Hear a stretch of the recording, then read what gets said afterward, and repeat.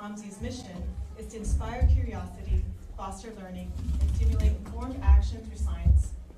In partnership with Multnomah County, we've been able to bring this mission to life over the years in impactful ways. From collaborating on game design camps for youth, to participating in events like the Oregon Science Festival and Family Science Nights, we've worked together to provide educational opportunities and resources to families across the county. Our partnership has been about making a tangible difference in people's lives. Whether it was working with the county to become an emergency child care provider in 2020 to support frontline workers, or joining forces with the county's Early Learning Multnomah Preschool Promise program to make early childhood education more accessible, we've been committed to serving our communities. One notable initiative was the preschool information and sign-up event, where we opened our doors to immigrant and refugee families, as well as working low-income families of color, ensuring they could enjoy the museum while also learning about high-quality, free and reduced-cost preschool programs available to them. These efforts exemplify the power of collaboration to increase accessibility and foster inclusivity. As we look to the future, we deeply appreciate the county's support for the OMSI district. The OMSI district will be a vibrant, inclusive new neighborhood and community destination rooted in innovation, culture, arts, and science learning in Portland's central city that will restore tribal presence on the Willamette River, advance climate solutions, and increase educational access for all communities while helping to revitalize Portland and the region. Our relationship with Multnomah County is about partnership, shared values, and a commitment to action. Chair Vega Pederson's presence here today is a testament to that commitment, and we're eager to hear her vision for the future. We look forward to continuing to inspire curiosity, ignite learning, and drive positive change together. Thank you. And now, I'd like to hand the microphone to John Stride of the City Club of Portland.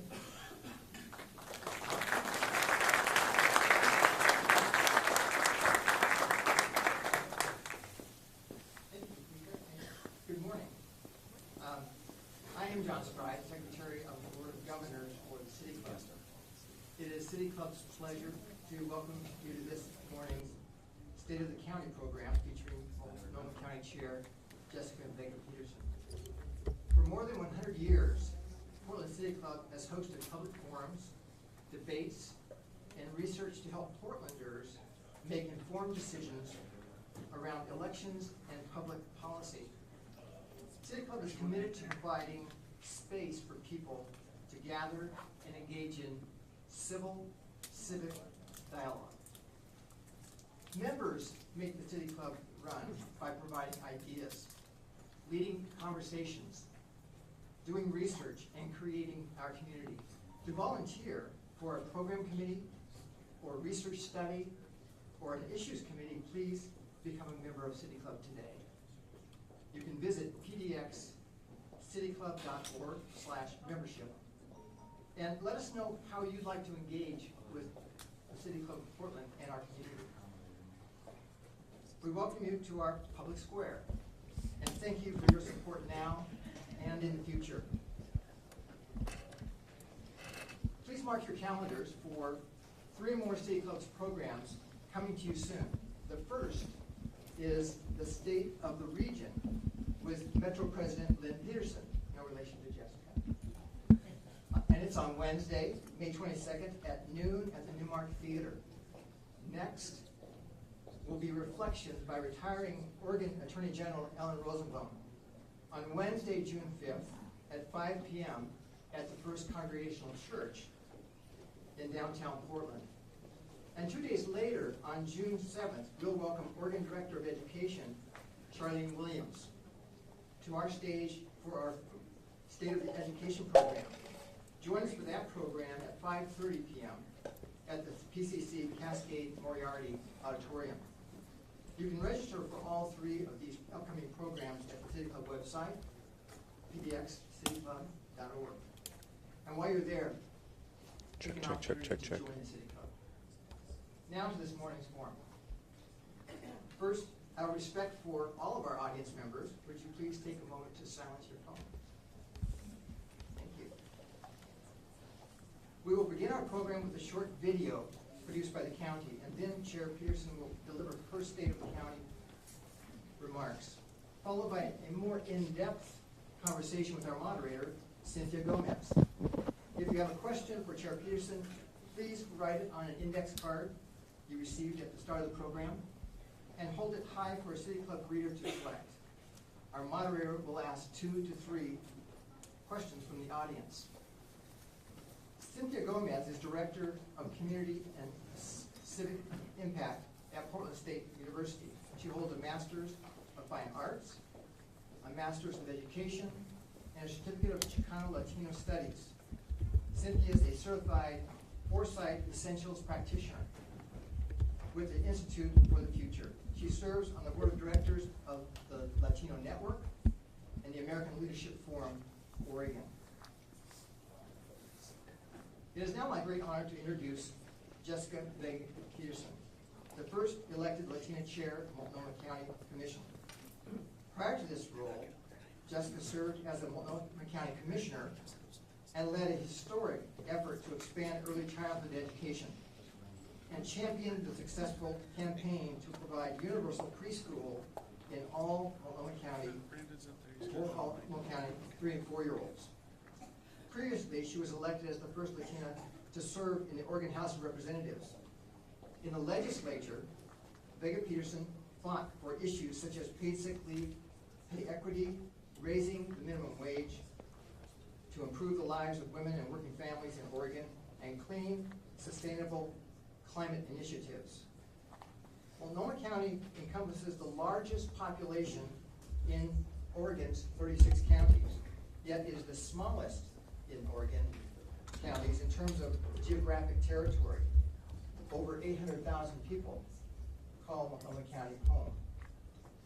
Chair Vega Pederson oversees a budget of nearly $4 billion and more than 5,500 county employees who provide safety net services for seniors, those who are homeless and disabled people, animal services, assessment and taxation, community justice, courts, elections, bridges, health services, jails, libraries, marriage licenses, and passports. And in addition, school and community partnership. It's a big job. The county also oversees the budget for the Multnomah County Sheriff, the district attorney, and auditor, all of whom are independently elected leaders. Vega Pederson serves on a board with 4 elected county commissioners, and each of these positions is up for election in the May primary. In fact, I'll remind you that the deadline to register to vote is tomorrow, April 30th. Ballots will be mailed the next day. And this primary election is Tuesday, May 21st.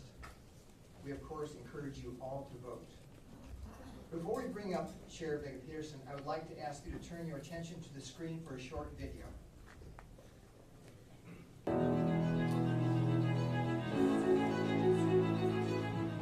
It's been a big year for Multnomah County. We've worked hard to repair our social safety net, spent time in community, and focused on the essential services that help people live with more safety, trust, and belonging. We're committed to continuous process improvement and centering the community and those with lived experience in everything we do. I know that we all want to live in a community where people have a safe place to call home. Safety, shelter, support, and stability help people pushed into homelessness rebuild their lives.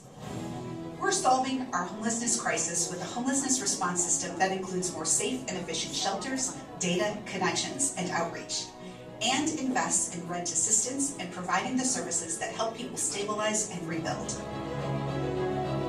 We're just finishing a tri-government 90-day fentanyl emergency to address complex issues and bring people together to pilot street responses that make our streets safer. This will give us a roadmap for this work across Multnomah County and help us meet people where they are with the connections they need.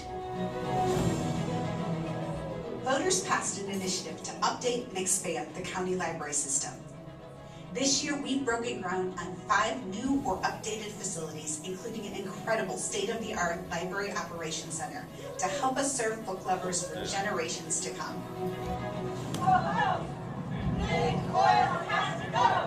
We fought back against big oil to make sure Multnomah County has what it needs during our next emergency.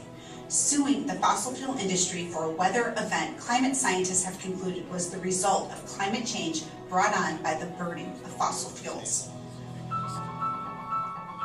There's a 1 in 3 chance this region will experience a magnitude 8.0 earthquake in the next 50 years. We need to be prepared. Replacing the Burnside Bridge with a new, seismically resilient one will bring a much-needed modern connection to serve our region for the next 100 years. We all want animals to be treated humanely and compassionately. Multnomah County Animal Services is here to reunite pets with families, care for injured animals, and find stable homes. When kids get a quality preschool education, they're more likely to graduate high school, attend college, and succeed in their careers. Preschool for All is a meaningful investment in the future of kids and our county. Every program serving youth shares our commitment to seeing, valuing, and empowering the next generations. We must continue initiatives that foster holistic community safety and connect the least connected parts of our county, paving the way for a future that's safer and healthier no matter which zip code you call home. We're working to increase access to the beautiful spaces we love and cherish. This includes strengthening stretches of our roadways, renaming some of our most cherished bridges, and planting new trees to honor lives lost. Our partnerships help us connect, collaborate, and work from a place of shared vision and values. Partnerships are the cornerstone of who we are and who we can become.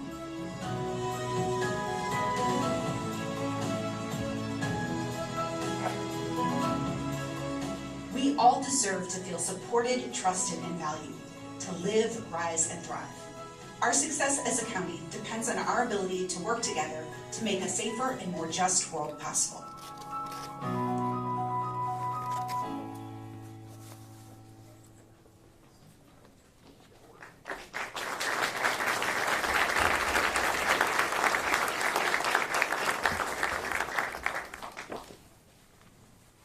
Good morning, everyone.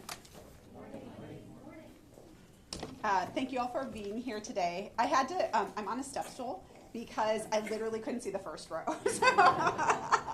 So if I'm taller, that's why.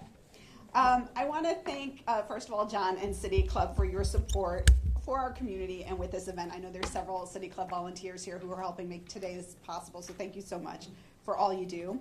I also want to thank Kiko, OMSI's Vice President of Learning Experiences, one of the newer members of their leadership team. Thank you for your partnership in hosting us here today and for your help with putting on this entire event. Thank you so much. It's been great to have you in so many ways be partners for the county. So today is an exciting day and a big moment for our community. Today I get to talk with you about our shared vision for Multnomah County and all of the work that we will be doing in the next year to achieve that vision. We are here at OMSI today. It is a hopeful, visionary, engaging place. It is a place that celebrates science, innovation, and the impactful things that people and systems can achieve when we work together. That exactly captures the spirit of the State of the County address. I appreciate all of you coming here to be here with us together this morning. Our success as a county and as a community depend on each of us, and especially those of us who choose to step into leadership roles. I want to recognize and appreciate the many leaders who are here today. I want to appreciate D.A. Schmidt, Sheriff Nicole Morrissey O'Donnell. We have Chair Harrington here. We have Representative Mark Gamba. I know there are many, many other people who are here. I don't have a list of everybody, but I just appreciate everyone who's here. I especially appreciate all of our Multnomah County employees and department directors who are in attendance.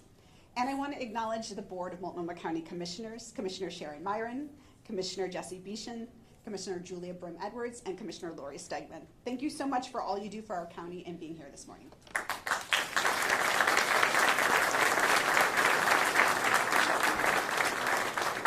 And I forgot to mention Auditor McGurk, so I wanted to make sure I mentioned the auditor as well. I appreciate her partnership and everything we do. I want to say thank you to Cynthia Gomez, who we'll be hearing from more later. Thank you for agreeing to be a part of this morning as our moderator. So this is my second chance to address you as the chair of Multnomah County and deliver a State of the County address, to bring you closer to my vision for how our community moves forward in the coming year and beyond. I'm here today to talk about three things: our community, our values, and how Multnomah County is moving forward to tackle our biggest problems. Our job is to help people on their hardest days and provide a safety net for those whom our greater systems fail. To decades of federal disinvestment in housing, we provide a growing network of shelters, transitional supports, and affordable housing. And every day, we're adding more. To a broken and unaffordable childcare system, we're providing free, quality, joyful preschool for more than 2,000 kids this year in Preschool for All.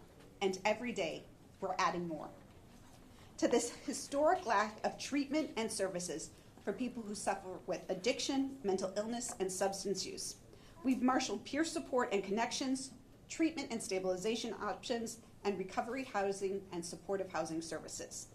And every day, we're adding more. For people entangled in the justice system, we provide intervention, restoration, and victim services. And every day, we are adding more. For young parents, we provide the support to finish school and find work while supporting healthy pregnancies and breastfeeding once the baby arrives. And every day, we're growing more. For Indigenous people, we turn to the wisdom of elders so the community can address its challenges through traditional values and healings. And every day, we are listening more. For people in food deserts and transit deserts and service deserts, we're extending county resources to as many neighborhoods as we can so everyone has equal access to nutrition, transportation, and the ballot box. And every day, we're reaching more. To the readers among us, libraries! And every day, we're building more.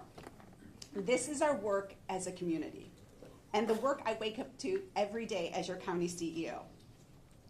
One thing we know about this moment in history is that our big urban centers have been struggling. The pandemic has made the problems worse, but it was already hard, brought on by multiple crises decades in the making. A lack of federal investment in affordable housing, a drug called fentanyl that requires a new fix every few hours, the escalating cost of healthcare and childcare, a shameful lack of sobering and treatment beds throughout our state, and new anxiety and instability in our lives and in our families. It is hard work, and our county is moving forward, making progress in our achievements and being accountable to the public every single day. We have new leaders across our community stepping up to find collaborative solutions and joining us in creating the clear plans needed to tackle homelessness, substance abuse, and community safety. I have never doubted for a second that together we can get there. People say that Multnomah County is the social safety net, and that is true. But my North Star has always been to create a society that doesn't require a safety net. That is what drives me. There are so many things to look forward to. But also, let me take a moment to be clear. Multnomah County is under a magnifying glass in a way that it's never been before. It is exactly because we sit at the crux of these critical social issues. But it's also because Multnomah County insists on pushing for solutions that address racial injustice, that we treat people sleeping outside with dignity and respect, that we consider the impacts of our decisions broadly, and pushing for those things can make people uncomfortable. We can't expect to create systemic change but by relying on unexpected one-off dollars, like the investments made by the federal government during the pandemic. We must be building the community we need in lean years too, and for the long term, not just today. How do we do this? We do this by leading with our values and insisting on meaningful, measurable change for the better, even when we have to make tough choices about our investments.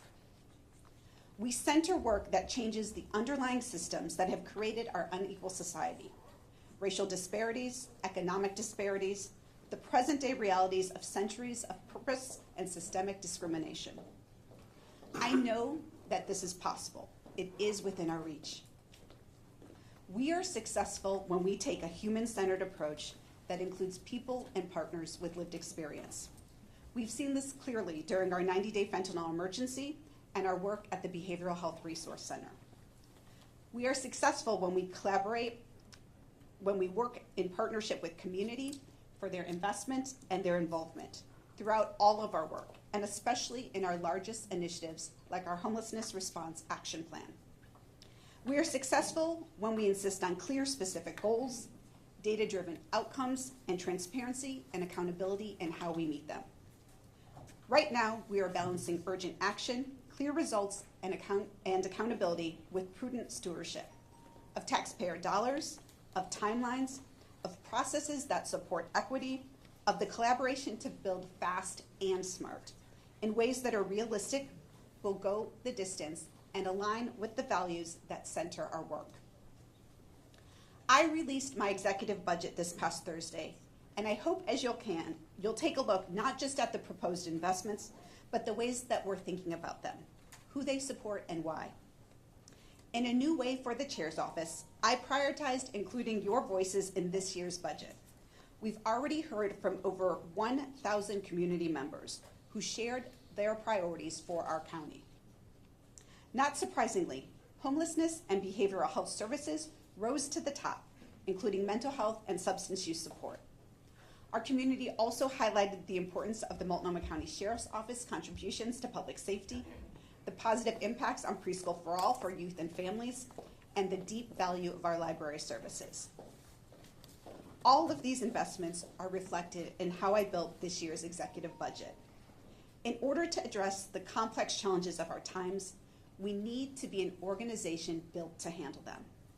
My budget will help us live our values in being a place where we have the infrastructure to help people live, rise, and thrive, no matter who you are, where you live, or what kind of support you need.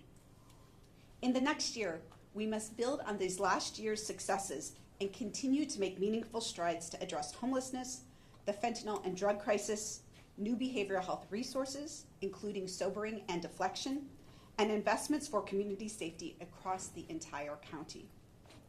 My budget includes full funding for our jails, adult parole and probation, and specialty courts. Across the board, we are moving quickly and urgency, bringing more and better resources to our streets and to our community. We have already started to set up a program that will deflect people away from our criminal justice system and into the services that they need when changes to our drug laws through House Bill 4002 are fully implemented on September 1st. This is a short and aggressive timeline, but we have prioritized this work to ensure that when law enforcement have the tools they need to keep our community safe, they also have the tools they need to directly connect someone to services for their addiction. Without clear action, too many people will be caught unnecessarily in our justice system. I have convened an executive team that includes leadership from the city, law enforcement, the courts, the district attorney's office, and the treatment community to make rapid decisions. I have hired a coordinator to fully focus on being ready for September 1st and beyond. I have mobilized staff from across impacted Multnomah County departments, and we will make this deadline. We must have people moving quickly from our streets and into housing. This includes urgency across all our work and with all our partners, and ensuring that the resources we have through the Supportive Housing Services measure get the outcomes I expect that we all expect. Making sure these generous taxpayer resources are moving through our systems to positively impact people's lives is a huge priority, and I'm happy to report that our joint office is on track. The work that's happened in the last year is incredible, and the joint office is capitalizing on their momentum. This fiscal year, they've already allocated $91 million. Spending is on track for the goals that we have for this year. In February, Mayor Ted Wheeler and I announced the Homelessness Response Action Plan this community has been asking for with clear goals. Mayor, thank you for being here today. In the next 2 years, we will house and shelter 2,700 more people. We will add an additional 1,000 shelter beds and hundreds of behavioral health beds. We will increase the number of adults leaving shelter for permanent housing by at least 15%. We will make sure that 75% of people placed in permanent supportive housing are still there 24 months after placement. And we will reduce homelessness among specific priority populations, including people of color and people identifying as LGBTQIA2S+. This Homelessness Response Action Plan brings together everyone to work from a shared roadmap: healthcare providers, our justice system, housing providers, service providers, crisis responders, our government partners at all levels. This is collaboration in action. I know that meeting these goals will make life better for everyone in our community. Expanding our shelter system and supporting people to transition into permanent housing more quickly. In the next few weeks, we'll ink a new intergovernmental agreement with the City of Portland to finalize our governance model and move our homelessness response forward even more quickly. And we're working on the workforce challenges by investing in our providers, including $10 million in grant funds to 61 providers. These investments directly support the case managers, clinicians, peers, and other workers serving unhoused people every day and keeping this critical workforce stable. As the video said, today also marks the end of our 90-day fentanyl emergency, a time when we've made huge changes to how our governments work together, from policy to street-level response. We have brought new urgency, solutions, and lived experience into this emergency. This is partnership in action. I'm especially heartened to hear success stories like Vicky's, a woman living chronically in a tent on the side of I-5 until this fentanyl emergency began. Because of the connections made through the Behavioral Health Resource Center, Vicky finally was ready to receive the support and has successfully moved into the Clinton Triangle. This temporary alternative shelter site has housed many people throughout this emergency. She now lives safely in a pod with her son and soon will be connected with more permanent housing. We are proud, too, of the work to expand a successful pilot between the Portland Police Bike Team and behavioral health providers like the Mental Health and Addictions Association of Oregon, Health Justice Recovery Alliance, Recovery Works Northwest, the Miracle Club, and Northwest Instituto Latino to increase our peer-based approach to behavioral health intervention. This street-level support is changing people's lives. People like Vicky, who are finally able to move towards health and stability. Like the rest of the state, our community has long suffered without enough treatment options for mental health and substance use disorders. My budget combines investments from the state of Oregon, the city of Portland, and Multnomah County into a $29 million deflection, sobering, and recovery package that will help us make meaningful strides and launch a new 24/7 drop-off, sobering, and deflection center. This is partnership in action. Homelessness response and supporting everyone's health and well-being. This is the urgent work that I am rapidly moving forward at the county. But we also have to make upstream investments in the systems that change our society in the long run. This year, we are issuing a new RFP for our successful Schools Uniting Neighborhoods program. This is an opportunity to design the program to meet the needs of our children and families while recognizing the needs of our schools and partners. And we are making huge investments in preschool for all.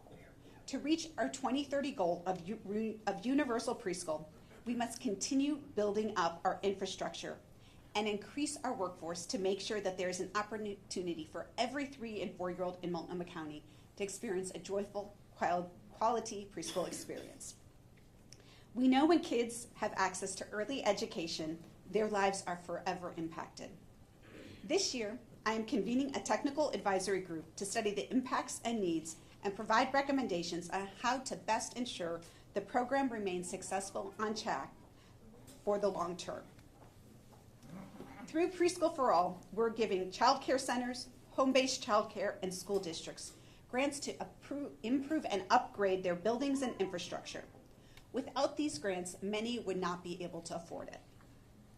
20% of Preschool for All providers who participated in the program last year were able to expand into new locations for their second year in the program.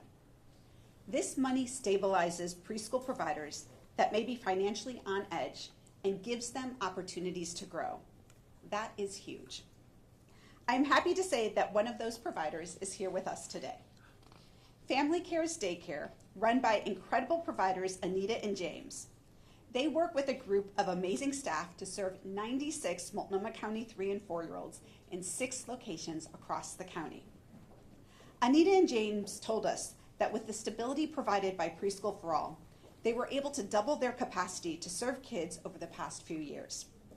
They would not have been able to provide the care they can now, especially kids who are medically fragile or with special needs. Kids with special needs are so often left out of our preschool systems. Preschool for All changes that. Stable pay for James and Anita's staff have helped them hire enough educators to staff classrooms where children need more support. They say Preschool for All offers them thoughtful partnership in curriculum, stable enrollment, and helping set the highest standards for early childhood education. Anita and James have recently applied for Facilities Fund dollars to continue to build and expand. Says Anita, working closely with Preschool for All is the best thing we've ever done. Thank you, Anita and James, for all you do to support children and parents and for the incredible care that you take every day. I'm so glad that you are here with us this morning. Thank you.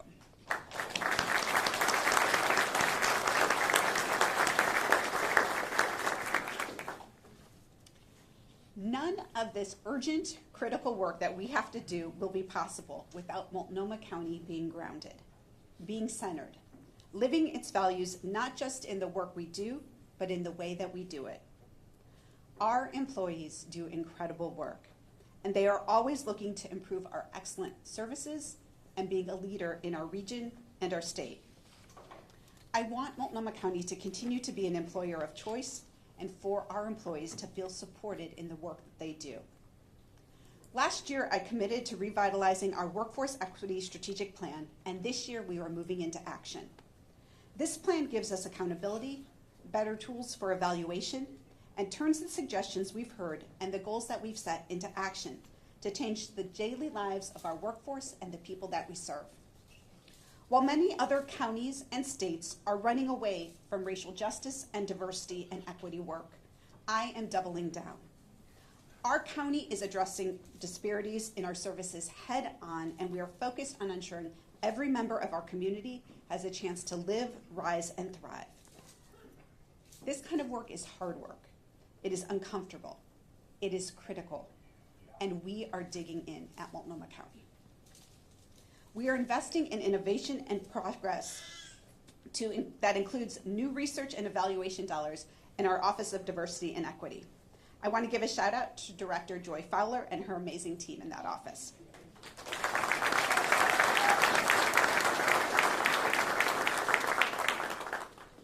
We are in the final stages of a new mission, vision, and values for Multnomah County. The first time that we are investing in those baseline concepts in more than a decade. I want to take a moment to acknowledge Serena Cruz, our Chief Operating Officer.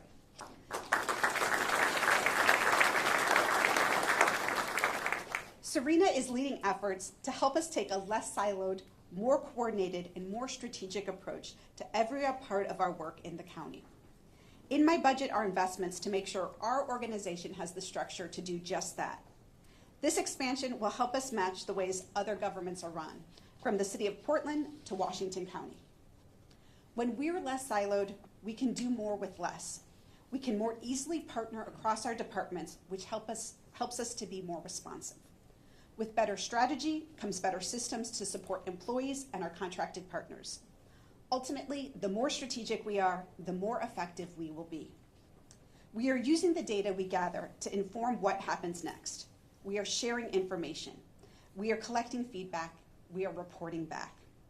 We are moving forward with an improved dashboard in the Joint Office of Homeless Services, as well as an overhaul of the usability of our entire homelessness management information system.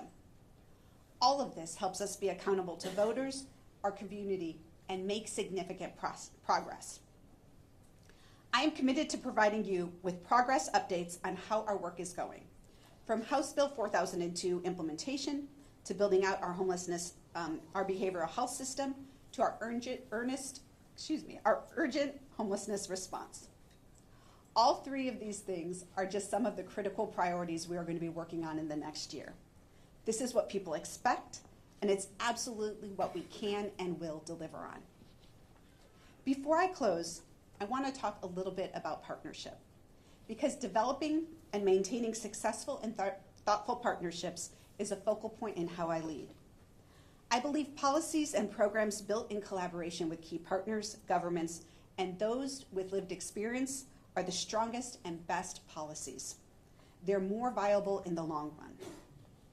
This includes moving with urgency and intention when a partner comes to us with a new idea, like Central City Concern did last December. A building had become available and would allow us to quickly build new sheltering and stabilization capacity.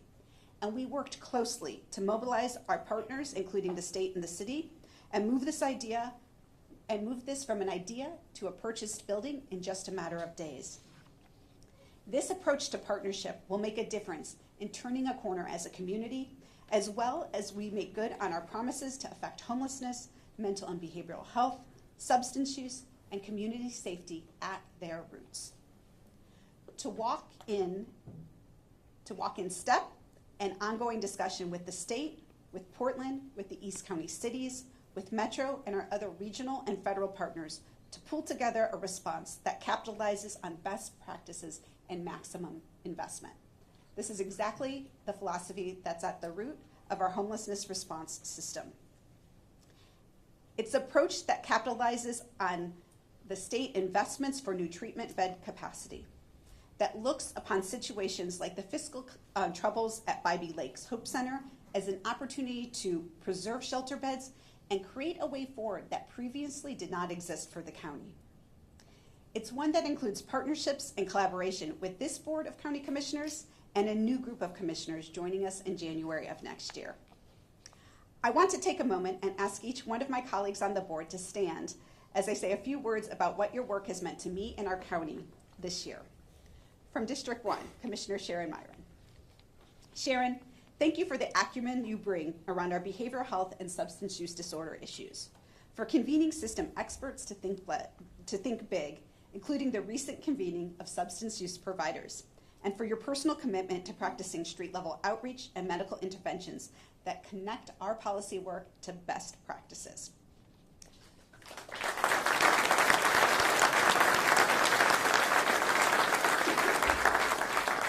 From District 2, Commissioner Jesse Beeson. Thank you, Jesse, for you and your office's continued commitment to standing with asylum seekers and helping our region and our state develop a stronger, more equitable safety net. I am inspired by your work and the way you have stepped in to represent District 2 in such a short time. Thank you so much.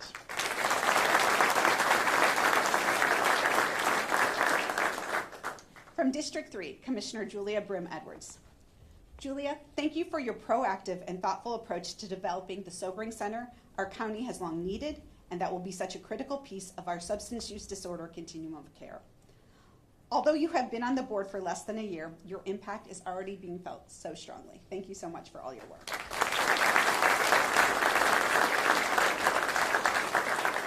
From District 4, Commissioner Lori Stegman. Lori, thank you for your consistent advocacy for East County, especially around economic development and infrastructure. It has resulted in nearly $1 million in my budget for the City of Gresham's Homelessness Services team, and to expand outreach and rental assistance, yes, wait, I'm not done, to expand outreach and rental assistance programs in Fairview, Wood Village, and Troutdale. I know in your time left on the board, you are working hard to move forward Cook Plaza and Vance Vision, and I look forward to working with you on those.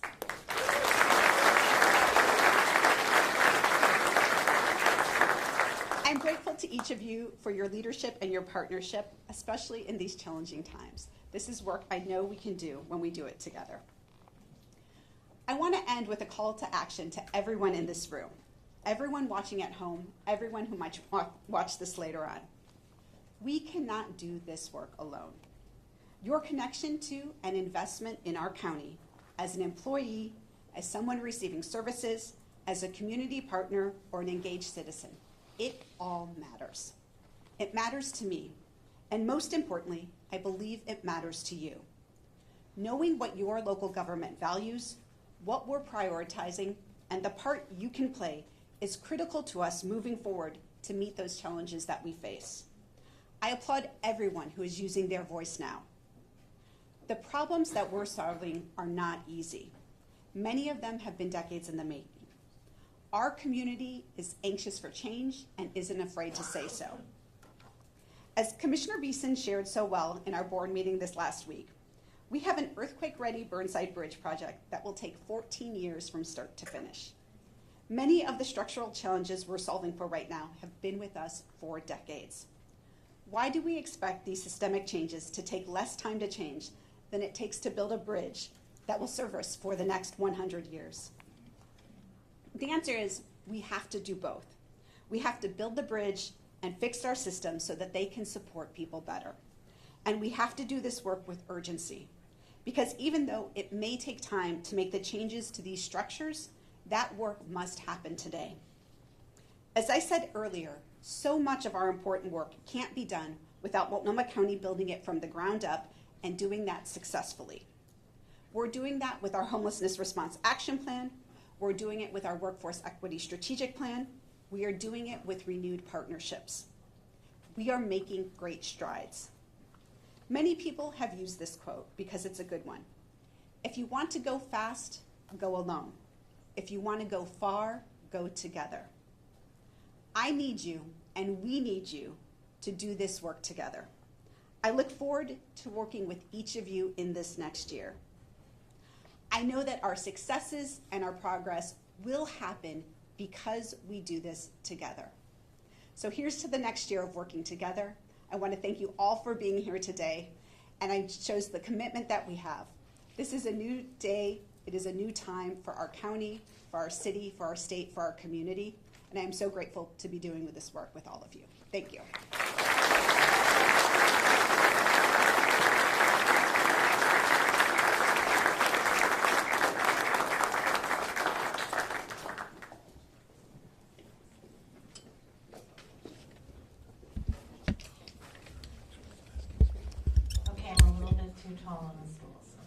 I'm Sarah Guest, Chair Vega Pederson's Communications Advisor.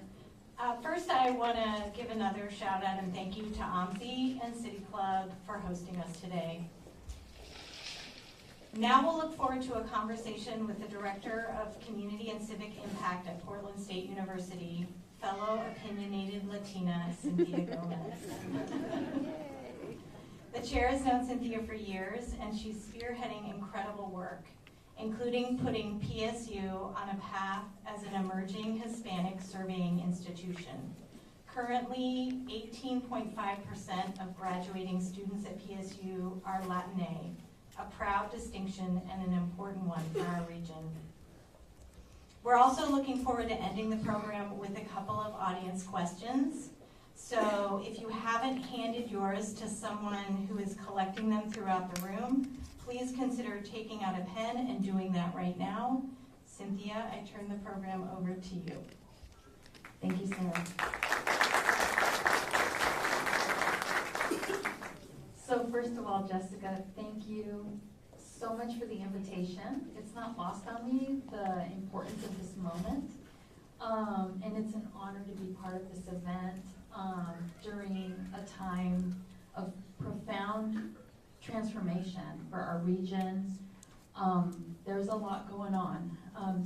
But I want to start first by looking back. In the last year, what are some of the most significant things that you have learned? What are the stories that stand out the most? Can you all hear me? Oh, there we go. So thank you, Cynthia, so much for being the moderator, first of all. I was really so glad to have you with me here this morning. So, looking back at this year, I think there are a couple different things. One is that the scope and the complexity of the issues that we have to face are just permeate every corner of our community, every corner of our society, where we're talking about the impact on our youth and on our children that are still feeling impacts from the pandemic, to the crisis of homelessness, to concern for what's happening with our climate, right? There are so many issues across the board, but what has really struck me and what I've really felt so much over this last year is just how willing people are to step in to this really hard work. people want to be part of the solution. People want to be bringing forward their answers. And for me, as the Multnomah County Chair, it has been about having having the type of relationships, having the accessibility to be able to bring people into that work. Even when people are saying things that they don't agree with about the county or things that they want to have changed. For me, it's always been about making sure that we are approaching our work with curiosity, with learning, and with our best intentions of serving the people that are most needed in our society, in our community.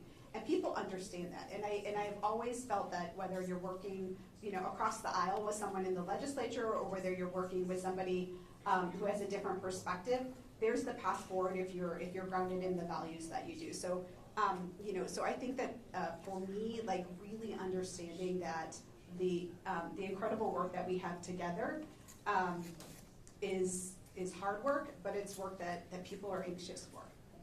Thank you. Great.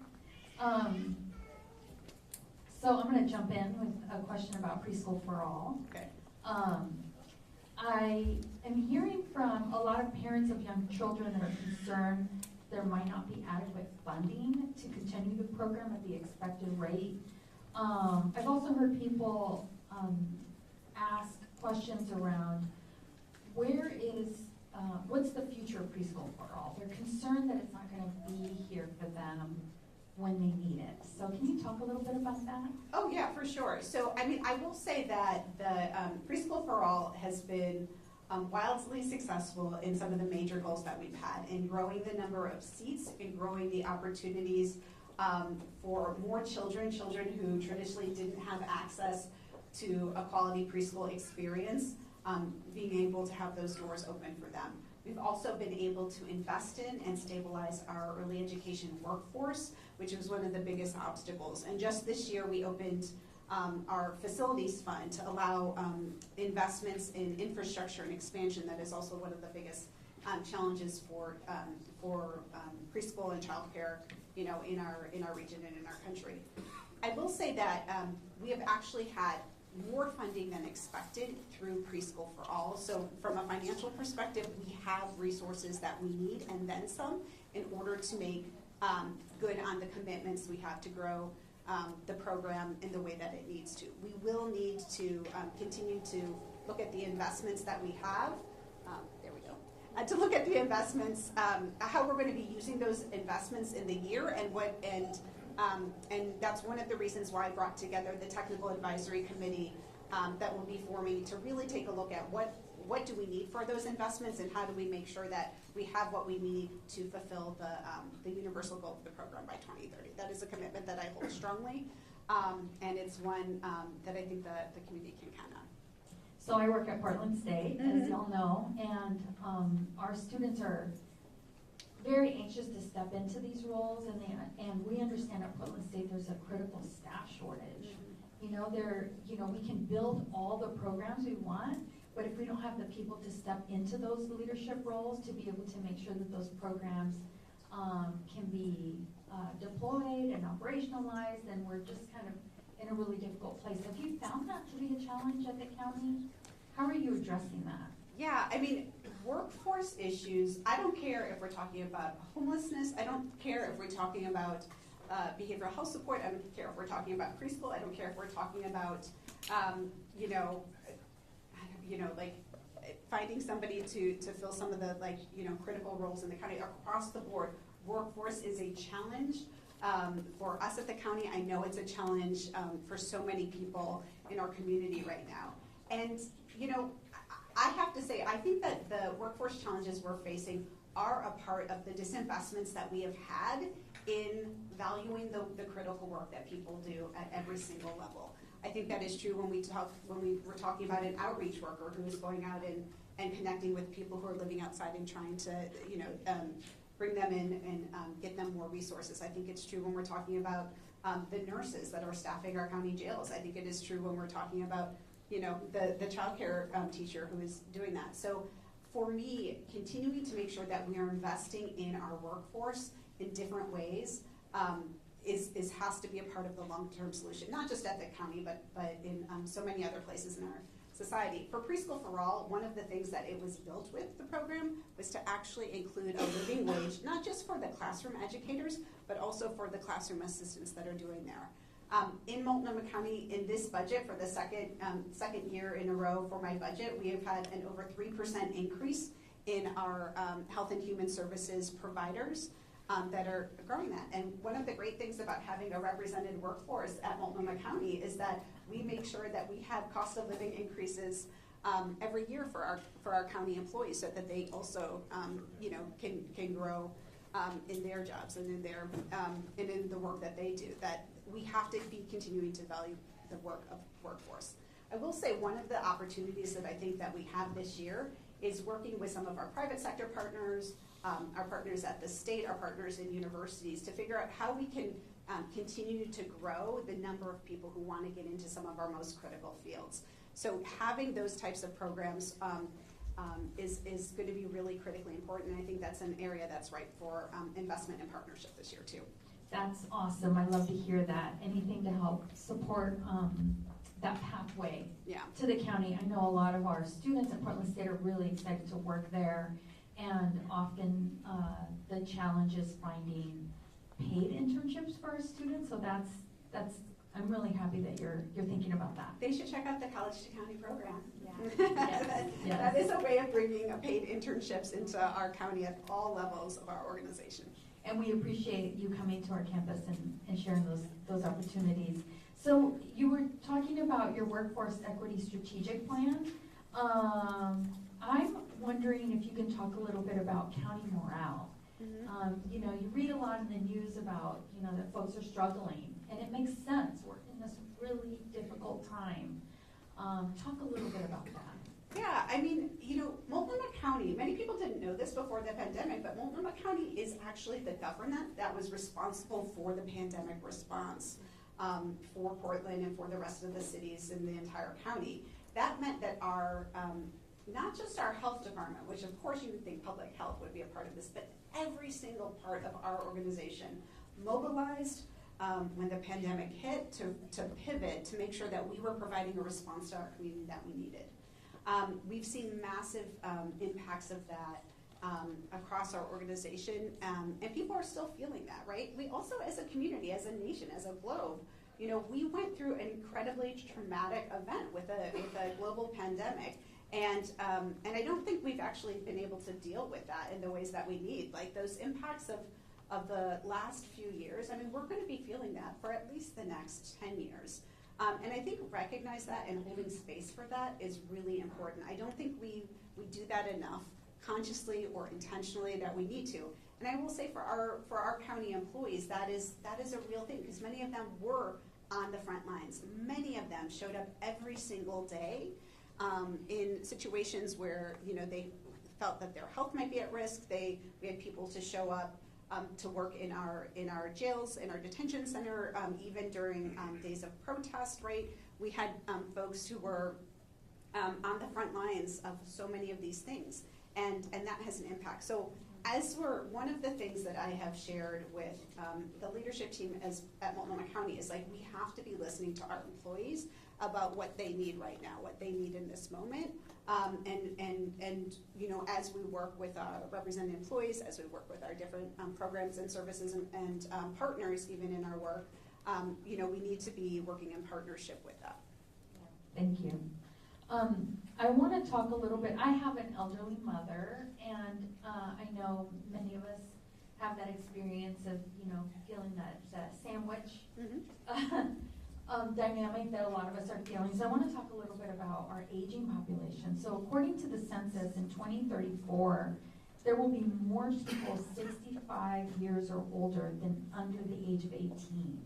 And they're seeing this as a permanent demographic shift. So Multnomah County, I understand, is part of the age-friendly network, so that's fantastic. How does aging and the longevity economy, or contributions that this community gives to their community, fit into your priorities? They are also one of the fastest growing unhoused populations, age 55 plus. So Yeah, how do elders fit into the Multnomah County? What is your vision for that?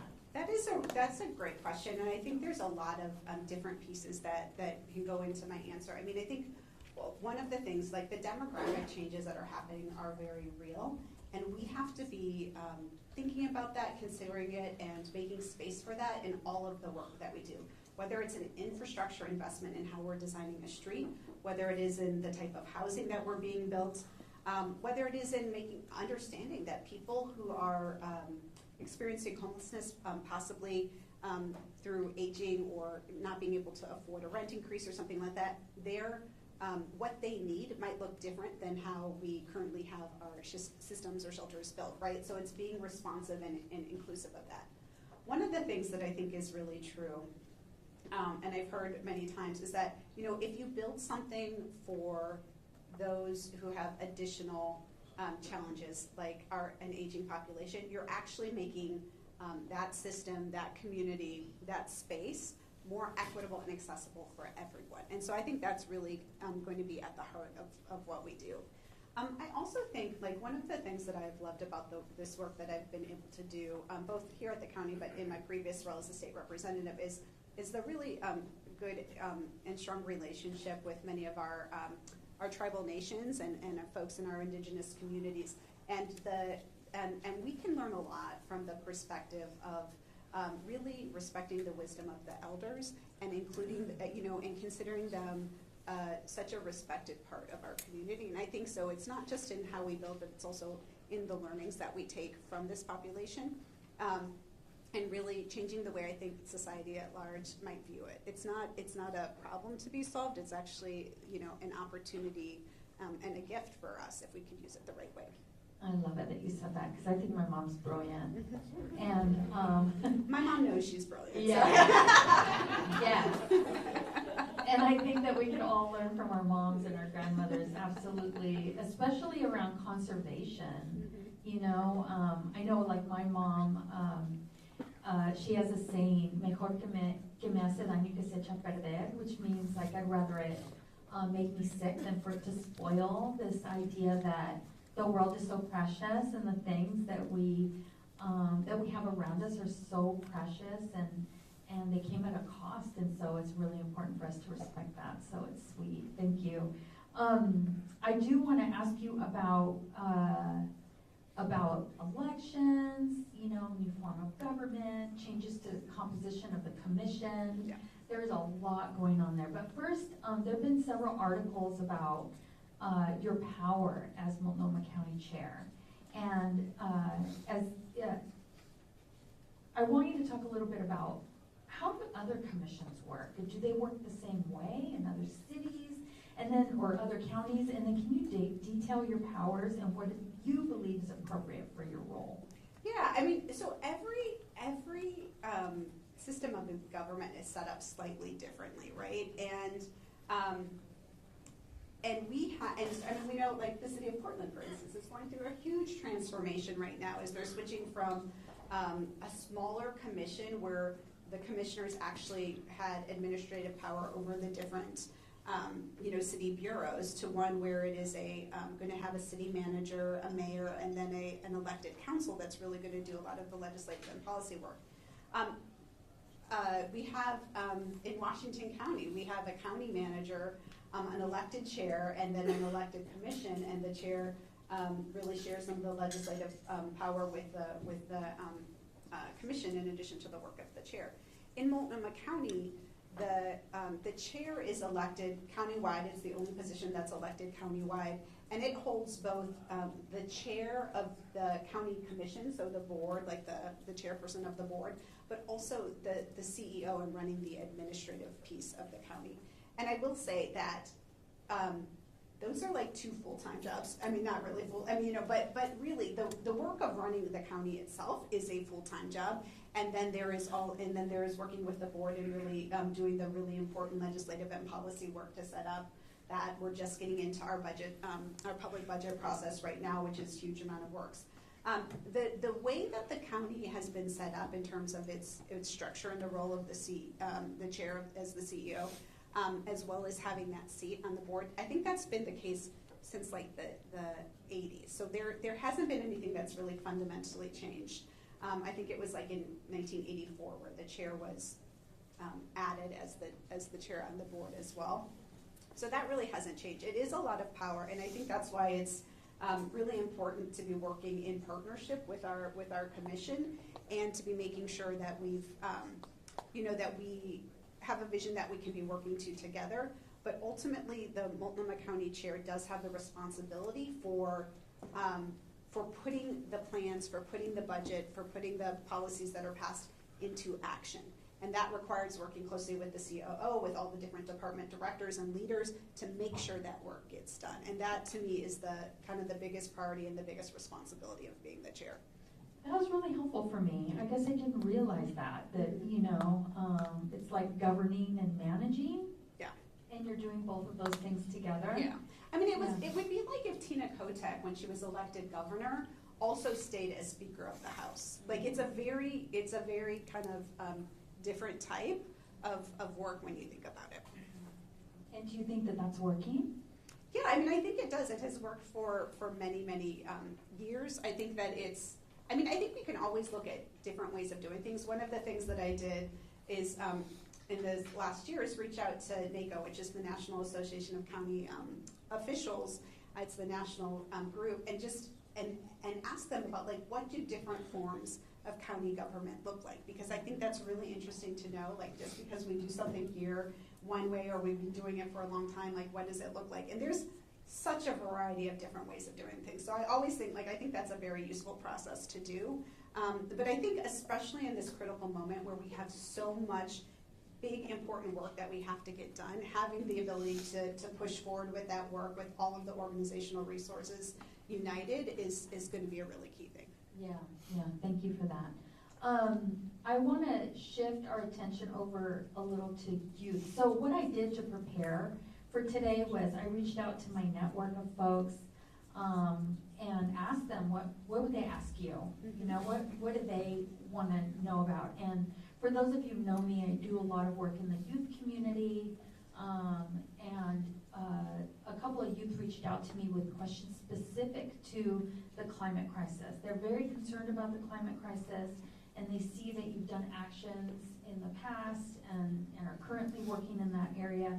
Tell us more about your vision in addressing the climate crisis. Yeah, the county has different ways that we can participate when we talk about our climate crisis. When I was at the state, I was actually the chair of the Energy and Environment Committee in the House, and we were able to do some big, kind of far-reaching policies that had statewide impact, like getting coal out of our energy mix. We raised the standards for how many renewables, and then subsequent legislators went to 100% renewable energy by a certain date, right? So there's that big scale work. I think some of the critical work that we do at the county around climate is recognizing what impact climate change, what impact our changing environment, what impact things like additional severe weather, whether it's heat in the summer or more snow or intense storms in the winter, what it has on our community. What are the impacts for the people who are living in Multnomah County, right? We need to be taking the steps at the county that really recognize and respond to the impacts that people are facing. So, we were able, and that looks like, doing more coordination among our departments to share information when there is something like a heat event, right? Or a snowstorm. It looks like really pressing for and raising awareness about where in our community is most vulnerable to impacts of climate change. We know Lentz, we know Rockwood, and other areas in East Portland and East County have some of the hottest areas, for instance, in our city, and that's research that the county really has pushed forward with. And it's holding those responsible for the impacts of climate change, for the creation of climate change, holding them responsible for the impacts that we're seeing in our community, which is one of the reasons we moved forward with the lawsuits to sue Big Oil, because when we are losing dozens and dozens of lives in our counties, and hundreds and hundreds of lives, for instance, in the entire Pacific Northwest because of heat change, like that not just costs us the lives of those people, but it costs us in real, in the work that we need to do to mitigate climate change. And it costs us in the terms of the investments that we have to make. And so we want to hold those people accountable. Yeah, I'm glad you're doing that, so thank you so much for that work. I want to talk a little bit about, or ask you about the crisis response system. You know, we're talking about responding to crisis as it relates to weather and climate change and things of that nature, but we just are having a daily crisis every day here in Portland, it seems like, and you know, a lot of folks are wondering about how specifically coordinating services across the multiple offices, all of these folks that have so many different responsibilities in all these different ways. I mean, we already have this really interesting governmental structure in the region, right? We have Metro, we have the county, and then we have the city, and each one does different things, but yet many of those things are overlapping. So it must be so confusing to a lot of people to understand, how are we coordinating? How are we speaking to each other? And how are we ensuring that the services that the folks who need it the most are getting it? So can you talk a little bit about, you've mentioned partnerships, you've highlighted partnerships. Talk a little bit, maybe share a particular story where you see that partnerships are being impactful or effective.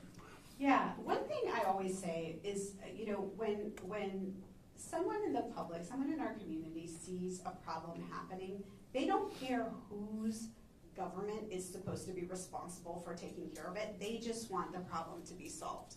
And so, and they're right, like that, the problem should be solved. We should be working together. So for me, I've taken that to heart in the work that we've been doing at the county, even just, you know, even starting with our own organization and having a one county approach. Meaning we're not having the joint office working in a silo with their work, without working with our Department of Community Justice and our health department to really understand the impacts to the people that we're serving there.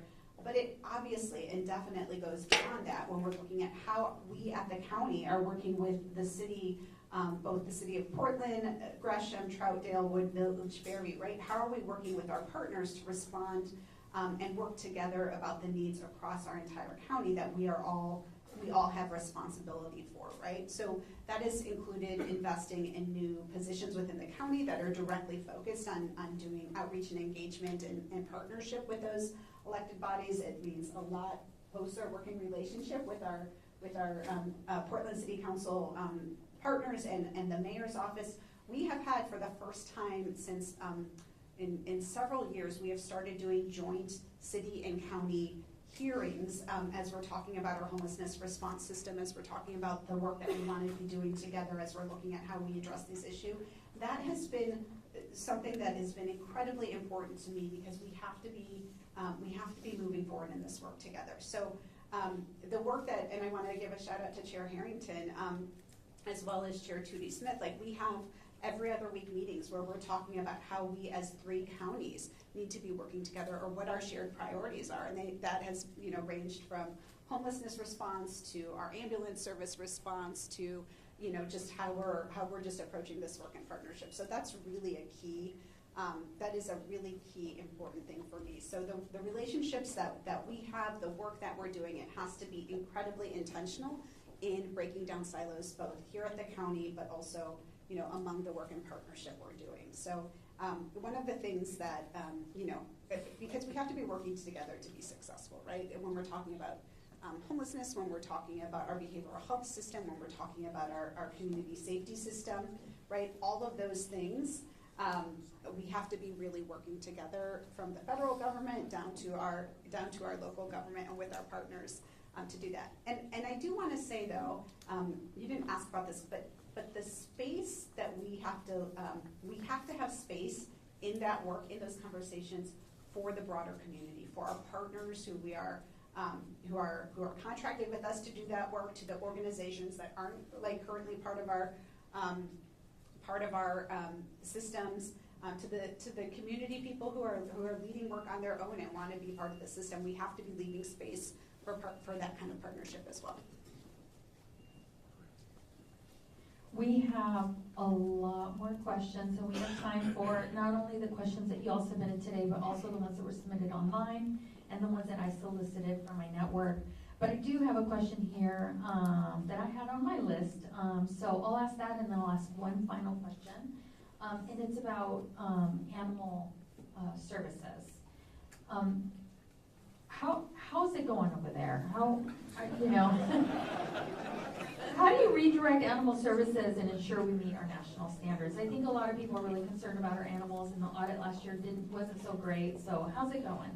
Yeah, so I think it's actually going so much better now than it was a year and a few months ago when I started this. When I first started this job, like literally the first thing that we had to do was actually close down intake at Animal Services because they just had too many animals, things were not working well.